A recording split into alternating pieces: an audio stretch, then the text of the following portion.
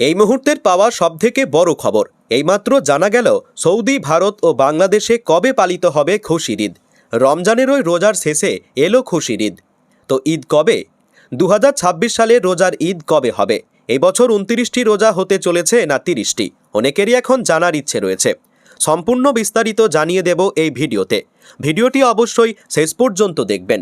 ভিডিওতে একটি লাইক করবেন, আর আপনি আমাদের এই ভিডিওটি কোথা থেকে দেখছেন কমেন্ট করে জানাবেন। সরাসরি লাইভ করে ঈদের চাঁদ আমাদের চ্যানেলে দেখানো হবে, তাই অবশ্যই চ্যানেলটিকে সাবস্ক্রাইব করুন। পবিত্র ঈদ উল ফিতরের তারিখ চাঁদ দেখার উপর নির্ভর করে নির্ধারিত হয়, যা স্থানীয় পর্যবেক্ষণের ভিত্তিতে স্থির করা হয়। সাধারণত সৌদি আরবের রমজান মাস একদিন আগে শুরু হয়, ফলে সেখানে ঈদও একদিন আগে উদযাপিত হয়।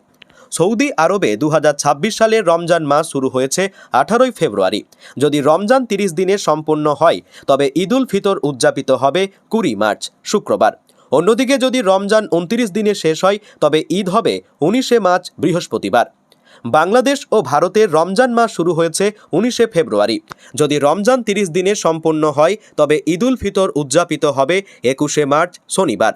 অন্যদিকে যদি রমজান 29 দিনে শেষ হয়, তবে ঈদ পালিত হবে 20 মার্চ, শুক্রবার। তবে চূড়ান্ত তারিখ স্থানীয় চাঁদ দেখা কমিটির সিদ্ধান্তের ওপর নির্ভর করবে। তাই ঈদের সঠিক তারিখ জানতে সৌদি আরবে চাঁদ দেখার উপর নজর রাখতে হবে। আমাদের চ্যানেলে চাঁদ দেখা সরাসরি তুলে ধরা হবে। দীর্ঘ 1 মাসের কঠোর সিয়াম সাধনার পর আল্লাহ তাআলা মুমিন বান্দাদের জন্য পুরস্কার হিসেবে পাঠিয়েছেন পবিত্র ঈদ উল ফিতর। ঈদ মানেই আনন্দ, ঈদ মানেই মিলন মেলা। তবে ইসলামের দৃষ্টিতে এই আনন্দ কেবল নতুন জামা বা ভালো খাবারের মধ্যে সীমাবদ্ধ নয়। প্রকৃত ঈদ তো তার জন্য, যার আমল কবুল হয়েছে এবং যার গুনাহ ক্ষমা করা হয়েছে। ঈদ উল ফিতর আমাদের শেখায় বিভেদ ভুলে একে অপরকে বুকে টেনে নিতে। ফিতরা এবং জাকাতের মাধ্যমে সমাজের অসহায় এবং দরিদ্র মানুষের মুখে হাসি ফোটানোই হলো ঈদের প্রকৃত উদ্দেশ্য।